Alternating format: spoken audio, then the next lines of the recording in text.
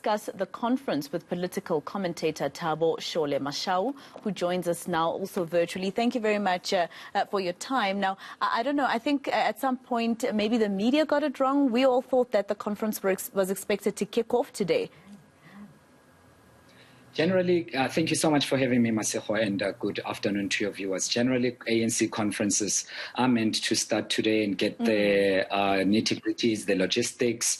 As you would know, as I do, Masejo, that today would be the day of credentials and registration. And if those go well, it generally kicks off. So I wouldn't necessarily, as much as I love blaming the media, but I wouldn't necessarily go out of my way this time to blame the media for that. But it is a very important conference, as Sipa has said, together with Mdumiseni, interviewing Mdumiseni there, because one, they have 100 branches in that region. It is the biggest in South Africa, so it is a kingmaker one way or the other, Masejo, because it determines by and large who will become, it gives us at least an inclination as to what will happen in the provincial conference and to a large extent in the national conference. You have the biggest branches in the country there, two of them, as Sipa has already alluded to, Hammarsdale and Kwatimba, and you know that the latter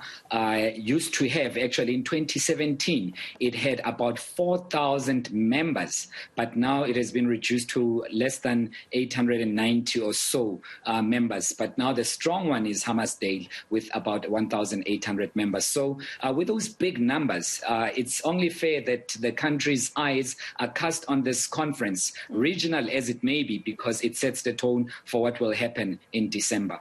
And that's quite important, looking at the fact that KZN still seems bruised from what happened in the National Elective Conference back in 2017 when they didn't get a single person in the top 6.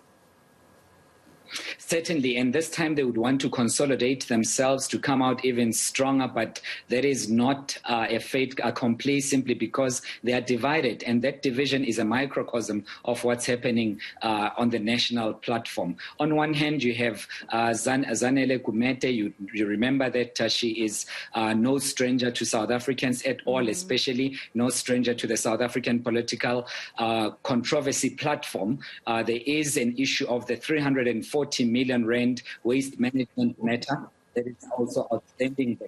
And so as a result, she will be, our eyes will be focused on her. So, and we will want to see what happens there. And she's contending. She's known to be supporting the RAP faction. So to a large extent, people want to see how she will do. And if she does well, it will be a blow to Cyril Ramaphosa in the end of the year.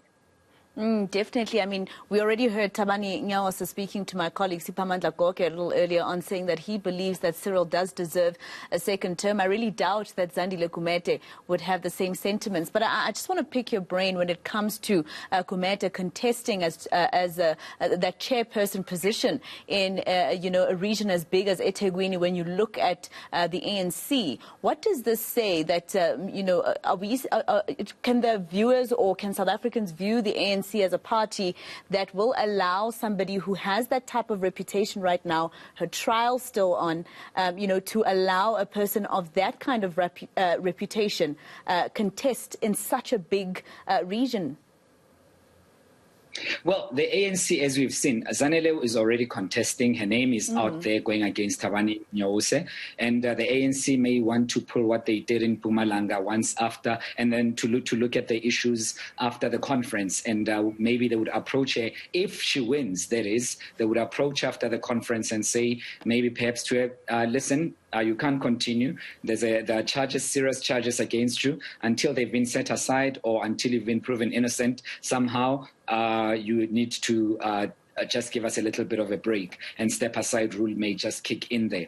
So that on its own will guide us. But also, this also hinges heavily, especially as far as public perception is concerned, on what the ANC pronounces on Bathabile Dlamini, as we have seen. So, and again, Masejo, it's also ceremonial for Zanele Gumede and her supporters, because if she wins, and she's told to step aside, for them it is a ceremonial win. They know that they've tested the ground. They know that they're still strong, and it will serve as a resuscitation of the RET campaign, which has been dwindling for the past couple of months or so. So for them, it's more than just a win because she will occupy the position. It is a win that may rejuvenate their enthusiasm as the RET group. But as you've known, Tabani Nyawose, who's contending Zanele Gumede in this instance, has come out and has been reported to have said that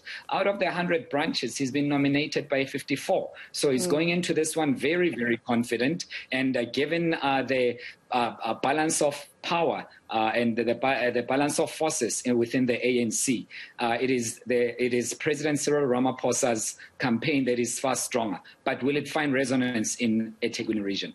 That's the big question. Well, thank you very much for speaking to us here on All Angles. That was political commentator Thabo Mashao.